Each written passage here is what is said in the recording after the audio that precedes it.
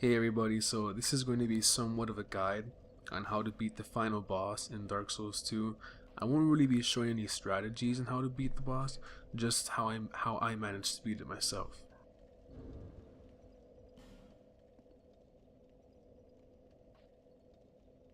So for this fight, I decided to use the Black Knight Halberd plus 5, Pyromancy Flame plus 2, and the Watch Dragon Parma as my shield.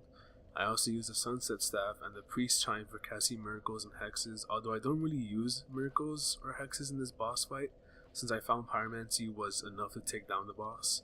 I also have the third Dragon Ring, which increases my HP, stamina, and equipment load, the Ring of Binding, which raises my maximum health while hollowed, and the Ring of Blades plus 1, which increases my physical damage.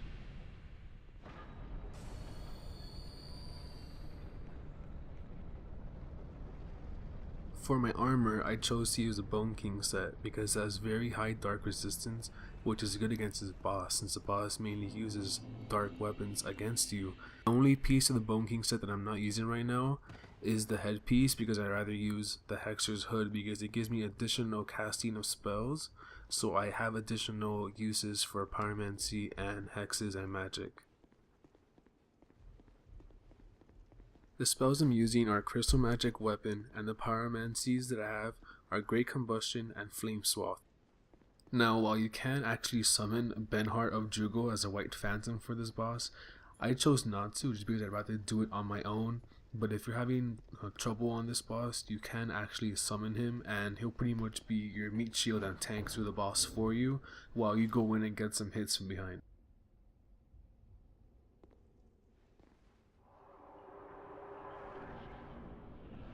So the best time in my opinion to attack Nashandra is right in the beginning of the boss fight as soon as you enter the fog gate. So start laying down these curse orbs, which you can easily avoid, and take pot shots at her as she just stands there.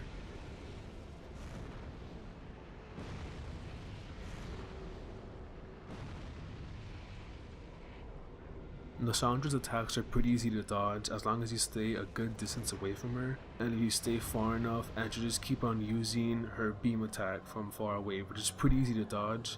If she gets near you, just outrun her. She's not too fast, so you shouldn't have trouble with that, and you should be good for the rest of the boss fight. My tip is just to stay as far as possible from her and use ranged fighting, which is what I do until I run out of my casting spells, and I go in and use melee to finish her off.